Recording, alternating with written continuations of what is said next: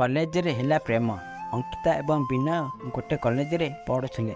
ଉଭୟଙ୍କର ଜଣେ ସାଧାରଣ ବନ୍ଧୁ ସେମାନଙ୍କୁ ଭେଟିଥିଲେ। ସେମାନେ ସମସ୍ତେ ଏକାଠି ଖାଇ ପିଇ ବୁଲୁଥିଲେ। କିନ୍ତୁ ଅଙ୍କିତା ଏବଂ ବିନୟଙ୍କ ଦୋସ୍ତି ବଢ଼ିବାକୁ ଲାଗିଲା ଏବଂ ସେମାନେ ଧୀରେ ଧୀରେ ପରସ୍ପରକୁ ଭଲ ପାଇଲେ। ଏବେ ଦୁହେଁ ଏକାଠି ସମୟ କାଟିବା ଆରମ୍ଭ କଲେ। ସେମାନେ ଏକାଠି ବୁଲୁଥିଲେ, ଏକାଠି ସିନେମା ଦେଖୁଥିଲେ ଆଉ ଏକାଠି ପାଠ ପଢ଼ୁଥିଲେ। ଦେଖୁ ଦେଖୁ ସେମାନଙ୍କର କଲେଜ ବନ୍ଦ ହୋଇଗଲା। ସେମାନଙ୍କର ମିଶିବା ମଧ୍ୟ କମ୍ ହୋଇଗଲା। ଥରେ ଉଭୟ ଅଙ୍କିତା ଏବଂ ବିନୟ ସମୁଦ୍ର କୂଳରେ ବସିଥିଲେ। ଅଙ୍କିତା କହିଲା, ବର୍ତ୍ତମାନ ଆମର କଲେଜ ମଧ୍ୟ ଶେଷ ହୋଇଛି। ଆମେ କିପରି ପରସ୍ପର ସହ ସମୟ ବିତାଇବା ଏବଂ ଶୀଘ୍ର ମୋ ପରିବାର ଲୋକେ ମୋର ବିବାହ କରିଦେବେ। ବିନୟ ତାଙ୍କ ହାତ ଧରି କହିଲା, ଅଙ୍କିତା ବ୍ୟସ୍ତ ହୁଅ ନାହିଁ। ମୁଁ ଗୋଟେ ଦୁଇଟା କମ୍ପାନୀରେ ଆବେଦନ କରିଛି। କିଛି ଦିନ ମଧ୍ୟରେ ମୁଁ ଭଲ ଚାକିରି ପାଇବି। ତାପରେ ଆମେ ଘରେ କହିବା। 2 ସପ୍ତାହ ପରେ ବିନୟ ଏକ ଭଲ କମ୍ପାନୀରେ ଚାକିରି ପାଇଲା। ଯେହେତୁ ସେ ନିଷ୍ପତ୍ତି ନେଇଥିଲେ, ସେ ନିଜ ଘରେ ବାହା ହେବା କଥା କହିଲା। ବିନୟଙ୍କ ମା ରାଜି ହୋଇଥିଲେ, କିନ୍ତୁ ତାଙ୍କ ପିତା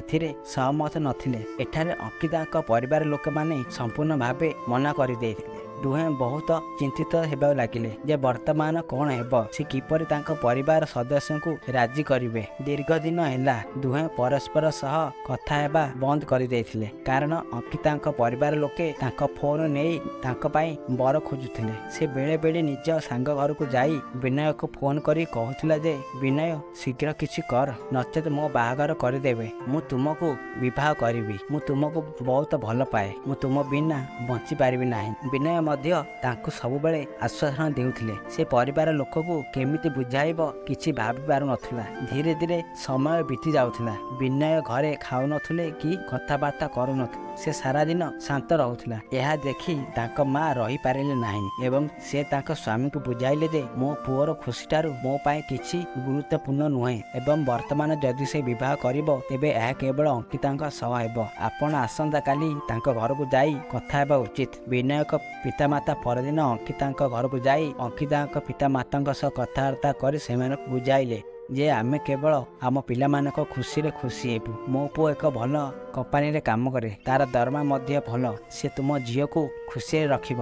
ବିନୟଙ୍କ ପିତାଙ୍କ କଥା ଶୁଣିବା ପରେ ଅଙ୍କିତାଙ୍କ ପିତାମାତା ବିବାହ ପାଇଁ ରାଜି ହୋଇଥିଲେ। ବିନୟ ଏବଂ ଅଙ୍କିତା ପରସ୍ପର ସହିତ ବିବାହ କରିଲେ। ଦୁହେଁ ବହୁତ ଖୁସି ଥିଲେ। ସେ ହନିମୁନ ପାଇଁ ସିମଲା ଯାଇଥିଲେ। ସେ ହନିମୁନରୁ ଫେରିବା ମାତ୍ରେ ବିନୟ ତାଙ୍କ କାମରେ ବ୍ୟସ୍ତ ରହିଲେ। ଦୁହେଁ ସୁଖମୟ ଜୀବନ ବିତାଉଥିଲେ। ସେମାନଙ୍କ ବିବାହକୁ 2 ବର୍ଷ ହେଇଗଲା, କିନ୍ତୁ ତାଙ୍କର ଏପର୍ଯ୍ୟନ୍ତ ଏକ ସନ୍ତାନ ହୋଇନଥିଲା। ପରିବାରର ସମସ୍ତ ସମ୍ପର୍କୀୟ ମାନେ ସବୁଦିନ ଅଙ୍କିତାଙ୍କୁ ପଚାରୁଥିଲେ କି ସେ କେବେ ଭଲ ଖବର ଦେଉଛନ୍ତି କି ନାହିଁ, କିନ୍ତୁ ସେ ସବୁବେଳେ ହସିବା ସହ କଥା ଟଳି ଦେଉଥିଲା। ବିନୟ ଏବଂ ଅଙ୍କିତା ମଧ୍ୟ ଏକ ସନ୍ତାନ ଚାହୁଁଥିଲେ, କିନ୍ତୁ ସେମାନେ ତାହା ପାଇନଥିଲେ। ଅନେକ ଡାକ୍ତରଙ୍କୁ ଦେଖାଗଲା, ସମସ୍ତ ପରୀକ୍ଷା କରାଗଲା, କିନ୍ତୁ କିଛି କାମ କଲା ନାହିଁ। ଅଙ୍କିତାଙ୍କ ଶାଶୁ ତାଙ୍କୁ ମଧ୍ୟ ବାବାଙ୍କ ନିକଟକୁ ନେଇଥିଲେ, କିନ୍ତୁ ସେଠାରେ ମଧ୍ୟ ନିରାଶ ହୋଇଥିଲେ। ଅଙ୍କିତା ବହୁତ ଦୁଃଖୀ ହୋଇଯାଇଥିଲେ। ସେ ଚିନ୍ତିତ ଥିଲେ ଯେ ସେ କେବେ ମା ହୋଇପାରିବେ ନାହିଁ। 4 ବର୍ଷ ବିତିଗଲାଣି, କିନ୍ତୁ ଏ ପର୍ଯ୍ୟନ୍ତ ସେମାନଙ୍କର ସନ୍ତାନ ହୋଇନାହିଁ। ଦିନେ ଯେତେବେଳେ ବିନୟ ଅଫିସରୁ ଫେରିଆସିଲେ, ତାଙ୍କ ମା ତାଙ୍କୁ ପାଟି କରିବାକୁ ଲାଗିଲେ ଯେ ତୁମେ ନିଜ ଇଚ୍ଛାରେ ବିବାହ କରିଛ, ଏବେ ବୋହୂର ସନ୍ତାନ ହେଉନାହିଁ। ଏବେ କିଏ ଆମ ବଂଶକୁ ଆଗକୁ ବଢ଼ାଇବ?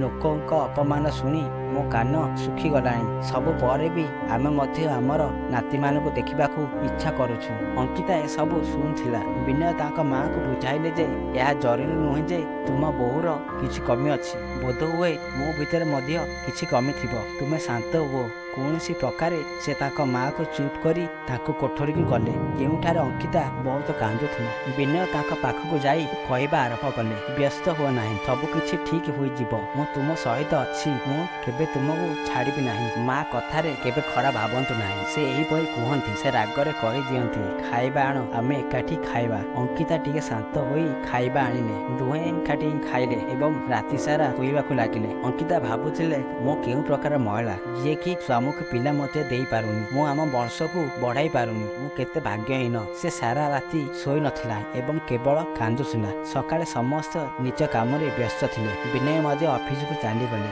ଅଙ୍କିତା ମଧ୍ୟ ତାଙ୍କ କାମ କରିବା ଆରମ୍ଭ କଲେ, କିନ୍ତୁ ଗତ ରାତିର ସେଇ କଥା ତାଙ୍କ ମନରେ ଚାଲୁଥିଲା। ସେ ଦିନ ସାରା ଏହା ଭାବୁଥିଲେ। ରାତିରେ ବିନୟ ଘରକୁ ଆସିବା ପରେ ଅଙ୍କିତା ତାଙ୍କୁ ଖାଦ୍ୟ ଦେଇଥିଲେ ଏବଂ ଦୁହେଁ ନିଜ କୋଠରୀରେ ଶୋଇବାକୁ ପ୍ରସ୍ତୁତ ହୋଇଥିଲେ। ହଠାତ୍ ଅଙ୍କିତା ବିନୟକୁ କହିଥିଲେ ଯେ ଆମେ କାହିଁକି ପିଲା ଗ୍ରହଣ କରୁନାହୁଁ। ବର୍ତ୍ତମାନ ଆମର ସନ୍ତାନ ହେବ ନାହିଁ, କାହିଁକି ନୁହେଁ ଆମେ ଏକ ଶିଶୁ ଗ୍ରହଣ କରିବା ଏବଂ ପିତାମାତାଙ୍କୁ ସୁଖ ଦେବା, ଆଉ ଆମେ ମଧ୍ୟ ଶିଶୁର ସୁଖ ପାଇବା। ଏହା ଶୁଣି ବିନୟ ମଧ୍ୟ ଖୁସି ହେଲେ। ପରଦିନ ଦୁହେଁ ଏକ ପୋଷ୍ୟ ସନ୍ତାନ ଏଜେନ୍ସିକୁ ଯାଇ ସେଠାରେ ପୁରା ଘଟଣା ଜଣାଇଲେ। ପୋଷ୍ୟ ସଂସ୍ଥାର ଲୋକମାନେ କହିଛନ୍ତି ଯେ ସମସ୍ତ ତଦନ୍ତ ଶେଷ ହେବା ମାତ୍ରେ ତୁମେ ଏକ ଫର୍ମ ଦାଖଲ କରିବା ଉଚିତ। ତୁମେ ଏକ ଫୋନ୍ କଲ୍ ପାଇବ। ସେ ଫର୍ମ ପୂରଣ କରି ଏକ ଆଶା ସହିତ ଘରକୁ ଫେରିଗଲେ ଯେ ହୁଏତ ବର୍ତ୍ତମାନ ତାଙ୍କର ସମସ୍ୟା ଶେଷ ହେବ। 6 ମାସ ହେଲାଣି ସେ କଲ୍ ପାଇଲେ ନାହିଁ। ଯେତେବେଳେ ବିନୟ ସେଠାକୁ ଯାଉଥିଲେ ଲୋକମାନେ ତାକୁ କେବଳ ଗୋଟିଏ ଉତ୍ତର ଦେଉଥିଲେ ଯେ କଲ୍ ଆସିବ, କିନ୍ତୁ ଅପେକ୍ଷା କରି କରି ଦିନ ବିତି ଯାଉଥିଲା। ବର୍ତ୍ତମାନ ଅଙ୍କିତା ନିଜର ସାହସ ହରାଇଛନ୍ତି। ସେ ସମ୍ପୂର୍ଣ୍ଣ ଭାଙ୍ଗି ଯାଇଛନ୍ତି। ବିନୟ ତାଙ୍କୁ ଆଉ ବୁଝାଇ ପାରିବ ନାହିଁ। ଦୁହେଁ ଥକି ଯାଇଥିଲେ। ସେମାନଙ୍କର କୌଣସି ଆଶା ନଥିଲା ଯେ ସେମାନେ କେବେ ପିତାମାତା ହୋଇପାରିବେ। କିନ୍ତୁ ବିନୟ ଅଙ୍କିତାକୁ ସମର୍ଥନ କରିବାକୁ ଚେଷ୍ଟା କରିବା ବନ୍ଦ କରିନଥିଲେ। ସେ ପ୍ରତି 2 ଦିନରେ ସେଠାକୁ ଯାଇ ଦେଖି ଆସୁଥିଲେ। ଅପେକ୍ଷା କରୁ କରୁ 8 ମାସ ହୋଇଯାଇଥିଲା। ଦିନେ ହଠାତ୍ ବିନୟ ଏକ କଲ୍ ପାଇଲେ ଯେ ତୁମେ ପୋଷ୍ୟ ସଂଗଠନକୁ ଆସିବା ଉଚିତ, ତୁମ ପାଇଁ ଏକ ଭଲ ଖବର ଅଛି। ସେ ସଙ୍ଗେ ସଙ୍ଗେ ଅଙ୍କିତାକୁ ଡାକି ପୋଷ୍ୟ ସନ୍ତାନ ଏଜେନ୍ସିକୁ ଆସିବାକୁ କହିଥିଲେ। ଯେତେବେଳେ ଦୁହେଁ ସେଠାରେ ପହଞ୍ଚିଲେ ସେମାନେ ଜାଣିବାକୁ ପାଇଲେ ଯେ ଏକ ଝିଅକୁ ପୋଷ୍ୟ ସନ୍ତାନ ପାଇଁ ଦିଆଯାଉଛି, ଯାହା ମାତ୍ର 3 ମାସର ଅଟେ। ବିନୟ ଏବଂ ଅଙ୍କିତା ଖୁସିରେ ନାଚିବା ଆରମ୍ଭ କଲେ। ଦୁହେଁ ଶିଶୁ କନ୍ୟାକୁ ଘରକୁ ଆଣି ଏକ ପୂଜା ପାଠରେ ଅଭିବାଦନ ଜଣାଇଲେ ଏବଂ ତାହାର ନାମ କିରଣ ରଖିଥିଲେ। ସମସ୍ତେ ନିଜ ଝିଅକୁ ପାଇବା ପରେ ବହୁତ ଖୁସି ହେଲେ ଏବଂ ସେମାନେ ଏକ ସୁଖମୟ ଜୀବନଯାପନ ଆରମ୍ଭ କଲେ। ଏହା ହେଉଛି ଏକମାତ୍ର ପ୍ରେମ ଯାହା ଆପଣଙ୍କୁ ସବୁବେଳେ ସମର୍ଥନ କରେ ଏବଂ ଆମକୁ ନିଶ୍ଚିତ କରେ ଯେ ଆମର ସମସ୍ୟା ଆମଠାରୁ ଛୋଟ ଏବଂ ଆମେ ଜୀବନରେ କେବେ ବି ଭରସା ହରାଇବା ଉଚିତ ନୁହେଁ। ଯଦି ଆମର ବିଶ୍ୱାସ ଅଛି ଆମେ ସବୁ କିଛି ହାସଲ କରିପାରିବା।